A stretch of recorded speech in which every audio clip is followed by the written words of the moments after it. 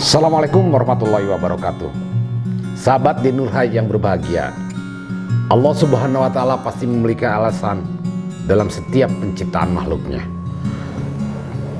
termasuk manusia yang diciptakan dengan berbagai fungsi dan tujuannya. Dalam Al-Quran surat Al-Baqarah ayat ke-30 sampai ke-37, Allah berfirman kepada para malaikat bahwa penciptaan manusia ini sebagai khalifah di muka bumi. Mendengar rencana Allah Subhanahu wa Ta'ala, para malaikat pun menunjukkan kekhawatirannya.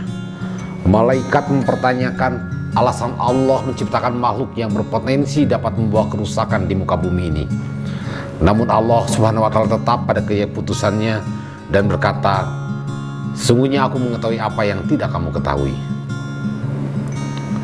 Namun sejatinya sebagai khalifah di muka bumi, maka sesungguhnya dari penciptaan manusia adalah untuk beribadah kepada Allah Subhanahu wa Ta'ala, kepada Sang Khalik, kepada Sang Pencipta. Tugas manusia untuk beribadah kepada Allah Subhanahu wa Ta'ala ini juga dijelaskan dalam Quran surat Al-Jariyat ayat ke-56, di mana Allah berfirman, "Dan aku tidak menciptakan jin dan manusia melainkan supaya mereka beribadah kepadaku." Artinya, kita sebagai manusia diciptakan oleh Allah semata-mata untuk beribadah atau menyembah Allah Subhanahu wa Ta'ala.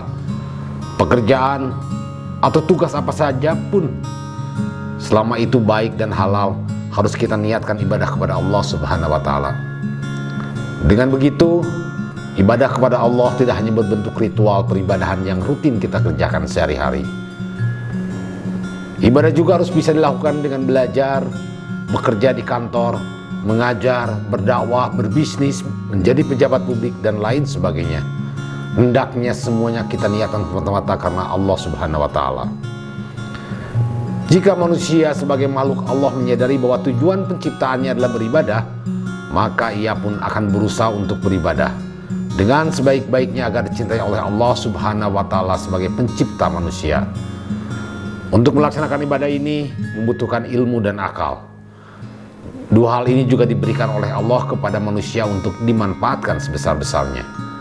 Semoga kita semua senantiasa mampu beribadah kepada Allah Subhanahu wa Ta'ala dengan berlandaskan kepada ilmu dan akal sebagai hakikat hidup kita di dunia, sejajarkan iman, ilmu, dan amal.